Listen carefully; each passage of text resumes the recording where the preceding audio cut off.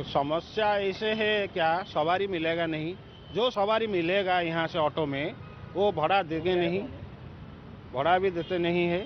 वो बोलते हैं क्या 5-10 रुपया में जाएगा तो हम ऑटो में बैठेंगे, नहीं तो नहीं। ऐसे बहुत समस्या है। फैमिली लेके यहाँ से चलने के लिए बहुत मुश्किल हो जाएगा, क्या करेंगे। और 6 रुपया ज़्यादा हो गया, कैसे गाड़ी चले। डीजल पर सडन हुआ 97 रुपया होगा डीजल, इसलिए प्रॉब्लम था। अभी तो होगा तो 2-3 दिन के बाद वो 5 रुपये ज़्यादा होगा 1 लीटर में। जब आप कस्टमर से बोलते हैं किराया बढ़ाने, कस्टमर किराया नहीं है, वो 5-10 में जो ज़्यादा मांगने के लिए इसे बोले कि क्यों देंगे, डीजल जितना कमता होगा तो भाड़ा कहीं नहीं कमा हुआ ना, इसीलिए प्रॉब्लम है। घर चलाना कितना मुश्किल हो रहा है? घर चलाना क्या हुआ, ऐसे चला, परेशानी हो रही है? हाँ पर्सनल प्रॉब्लम था, बहुत प्रॉब्लम था, किंतु वो प्रॉब्लम को सॉल्व किया था। क्या सोच रहा है, वो तो स्ट्राइक फैक हुआ था, कुछ नहीं हुआ, इसलिए प्रॉब्लम हुआ। अभी तो 2 दिन ही स्ट्राइक था, इसीलिए डीजल पेट्रोल दाम ज़्यादा हुआ था, कि कुछ नहीं प्रॉब्लम नहीं था। बहुत बार ऐसे हुआ। इसमें तो यही है कि भाई अब ऐसे डेली प्राइस बढ़ेंगे तो हमारे एवरेजेस पे भी असर पड़ेगा, हमारे आने जाने पे भी असर पड़ेगा और हमारी कीमतों पर भी असर पड़ेगा, महंगाई बढ़ेगी। तो ये तो डेली बढ़ाना तो कोई ठीक नहीं है। एकदम से चुनाव जब तक थे जब तक तो ठीक था, जब तक तो रोके रखे रेट, और अभी भी रशिया से पेट्रोल तो सस्ते में ही आ रहा है इंडिया में। तो मेरे ख्याल से मुझे लगता है कि ऐसा नहीं करना चाहिए गवर्नमेंट को।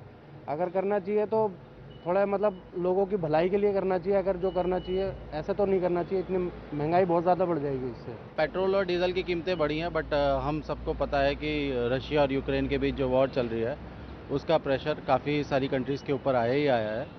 तो अगर हम देखें तो 87 से शायद $117 के करीब तेल मूव कर गया है, तो अप्रॉक्सीमेटली $30 के करीब का डिफरेंस है।